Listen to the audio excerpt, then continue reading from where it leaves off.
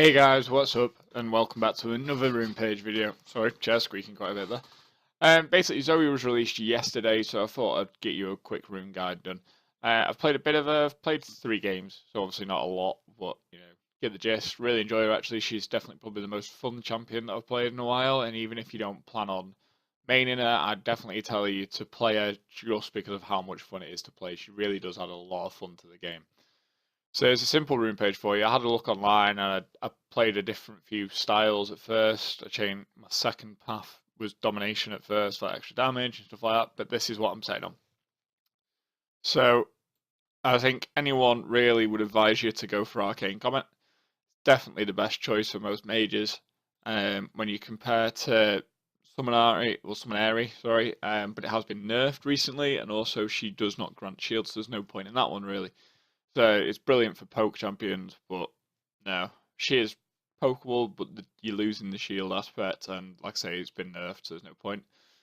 And the burst of movement speed, no, definitely not, because even though you get that extra damage from the distance casting your Q, so you'll be able to move that bit further before the recast. But she is very much a champion that if your summoner spells, if your abilities are on cooldown, you are gonna struggle. But she needs to be played a lot like Riven. You need an ability, an auto, an ability, an auto. CDR is massive for her, even though her abilities are on relatively low cooldowns. If you use your Q, if you say you've used your sleep bubble and you've queued straight into it, really that's both your main abilities down on cooldown, and you are kind of stuck. Like any mage or auto attacks are relatively weak. So like I say, Arcane Comet is definitely the best way to go there. Mana Flow Band, she's not necessarily mana hungry, but that really does help with your sustain in lane. Nullifying Orb, if you want that extra protection in lane, but out of the 3 games that I've played her, I have a relatively low death rate. I think she is brilliant at being able to get out. She has some brilliant chase mechanics with her ult and stuff like that, so definitely say stick with the mana flow band there. A lot of mid laners would probably go for the ultimate hat for the ult cooldown, but her ult is like a ridiculously short cooldown. I think it's like 8 seconds at level 1. You're not going to need it. There's just no reason for it. So, yep, definitely the mana flow band. Transcendence for me, because you want that CDR in there for a Q and for her E. Clarity, based on movement speed, not really an issue as far as I'm concerned. And above 70% health, as a mid laner, you're probably diving in, diving back out. I don't think your health is going to be above 70% for a lot of time. I'd definitely stick with the CDR and being able to cast over and over instead of having to kind of jump out and lose damage. This is one that I've seen change quite a bit.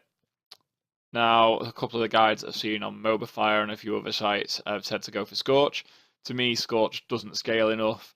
It maxes at 60 damage and has a cooldown of 20 seconds. That's just not going to gain you. If you want to play the early game, then go for it. Try and scale as quick as you can. For me, though, you need to farm early game. Scorch it's good for poking. Maybe bully them out of lane a bit. But for me, it's just not there. It's not like, say, your Electrocute. It reminds me of the old Thunderlords, where there's no scale. You're kind of stuck.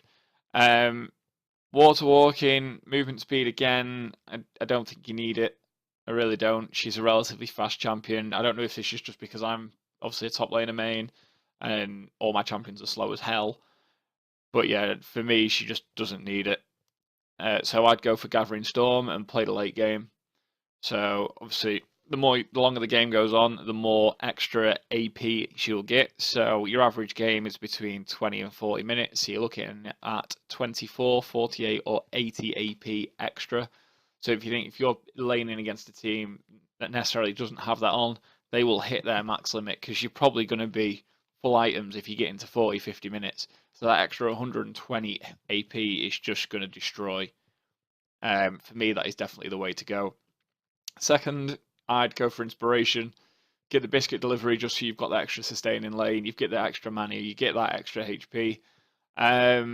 Personally, I don't really see much use of anything else on there. I've not seen anyone use the debt. Magical footwear, I don't think she needs at all. Minions, definitely not. So for me, it's for any mage, any mana user, it's definitely the right way to go. And again, I'd go for Cosmic Insight and get the extra CDR again. Because, again, movement speed, not really needed, and you definitely don't want to lose 10% of your damage. Early game, you have got the poke there, you do not want to lose it. It looks like League has just gone down for a minute. Oh well, we're alright. Anyway, I would say some people could possibly say go domination. I did think about this. You have obviously got some CC in there, but it's an instant sleep. There's no slow or anything, and it can only affect one champion at a time. So I wouldn't really be going for cheap shot. You have your ult could work with sudden impact, but it is your only dive unless maybe you get flash on your W plus you've got flash.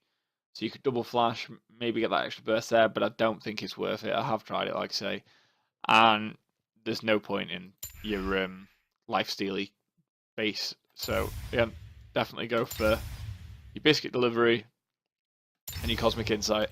Now I hope this helps you out. I hope you have a hell of a lot of fun playing Zoe like I am, and I'll see you soon, guys. See you later.